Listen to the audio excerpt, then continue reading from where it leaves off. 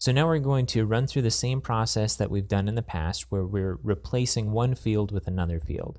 So we'll add the field first to the content type, we'll move the data over, and then we'll delete the old field. Now we're editing the tour content type in order to provide references to the guide content type. So let's go ahead and click on Structure in the admin bar. Let's click on Content Types. And then next to Tour, let's go ahead and click on Manage Fields. And we're going to add a new field here. We'll call it Guide, just like we did in the past.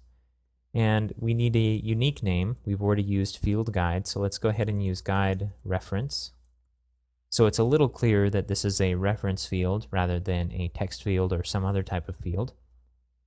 Under Field Type, let's go ahead and select Node Reference. And then we have a couple of options for our widget. We have autocomplete text field, select list, and checkboxes. Let's go ahead and use the select list for now. I'm going to click Save.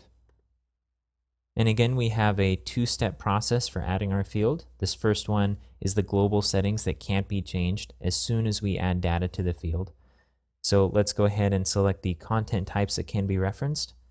Of course, we only want the guide. So let's go ahead and check that and click Save Field Settings. And let's go through our options briefly. The label is guide. We don't want to set it to required for now. We'll leave the help text blank. I'm going to scroll down. We can set a default value. We can set some field settings and the number of values we want to be 1, since there will only be one guide per tour. And we can change the content types that can be referenced. But we'll go ahead and leave it at the value that we set in the previous settings form. Okay, let's go ahead and click Save Settings. Now let's go ahead and go back to our tour nodes or our tour pieces of content and move the data over from our old guide field to our new guide field. I'm going to go ahead and click on Find Content. And again, we're still being filtered by tour content types here. Let's go ahead and click Edit on the first one. And I'm going to scroll down. We see that our guide here is Phil Terry. And I'm going to select as a guide down here, Phil Terry. Okay. Let's go ahead and save.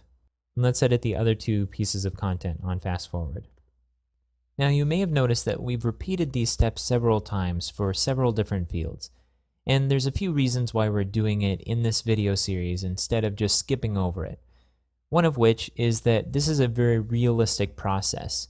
A lot of times you begin by importing a small set of content, and then as you discover ways to link up pieces to one another, you replace out those pieces of content that you added initially with certain fields with other fields.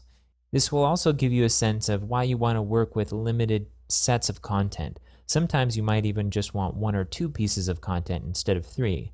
Notice how much time it takes to edit each of these 3 different pieces of content every time we change a field.